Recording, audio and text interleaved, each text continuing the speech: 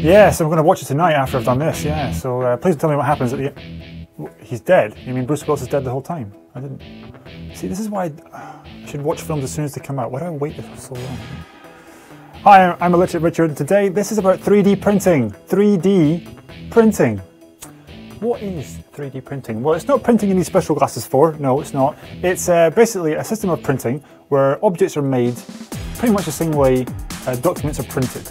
You've probably seen a document printed. It's a piece of paper, and as the piece of paper goes down, lines go across it, thus creating all the text or picture or whatever it is or actually text or picture is pretty much all a printer can do, isn't it?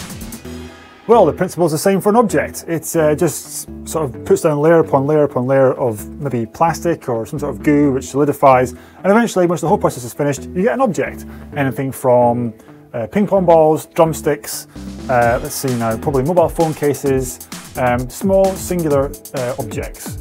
Yeah. The reason that everyone's talking about it at the moment is because thanks to manufacturing costs plummeting, as with any new tech, 3D printing has become far more accessible to the public, whereas before it was really the domain of high-end businesses producing models to show to clients or manufacturing parts for large-scale operations. Now you can actually go out and have a mobile phone case made by Nokia in any design you like. Almost any design you like. In fact, if you go on Amazon.co.uk right now, you will see a printer for £1,400, which is actually quite cheap. It's on there right now. There's a printer you can buy, a 3D printer for £1,500. Off you go. You didn't buy it, did you? No, I don't blame you. It's still quite expensive. The kind of use you can get out of them right now are thanks to people like Nokia. They have a thing online where you can sign up and have your own case designed and made by a 3D printer and sent to you. So that's kind of nice.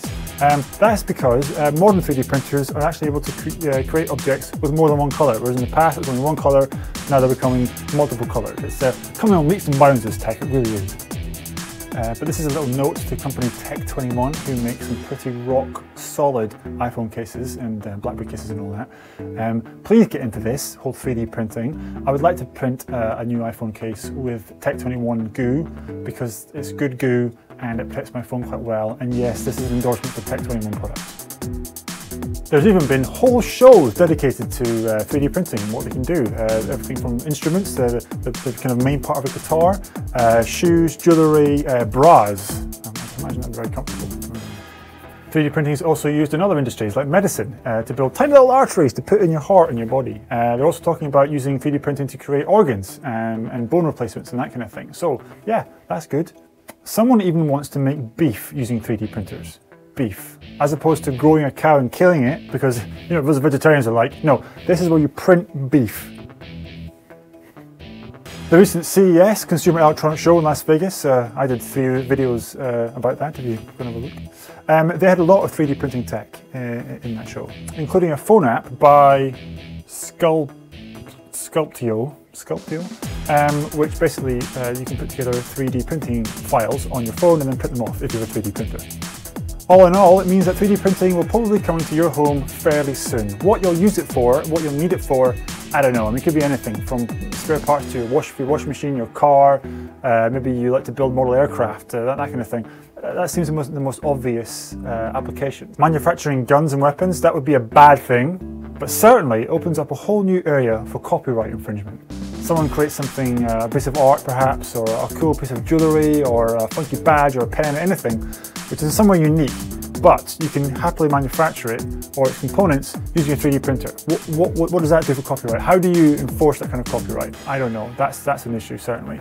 But on the flip side of that, it means you can be hugely creative, and you can come into school one day with a cool new pair of headphones, and someone's like, oh my god, those headphones are so cool, where did you get them? And you can say, I got them from my brain. I also think that there's a question in there about mass-produced art. I believe there was an art movement in the past, somewhere in the past, before today, where people were mass-producing art for, for the masses, and someone said, well, is that then art? Because, sounds a bit boring and mass-produced. Of course, we now know that as IKEA. So, personally, I want a 3D printer so I can create my own joypads for video games and perhaps my own glasses. I think that'll be kind of cool. So yeah. But thank you very much for watching. I'm Electric Richard. I always have been. I always shall be. Don't forget to tweet me and don't forget to subscribe, and please leave lots of comments down there. Down there, because I like reading them Do you want a 3D printer? Is that something that you think that you'll want? That you're going to get one for your dad for Christmas? I think he'd want one. But let me know, see what you think. In the meantime, bye!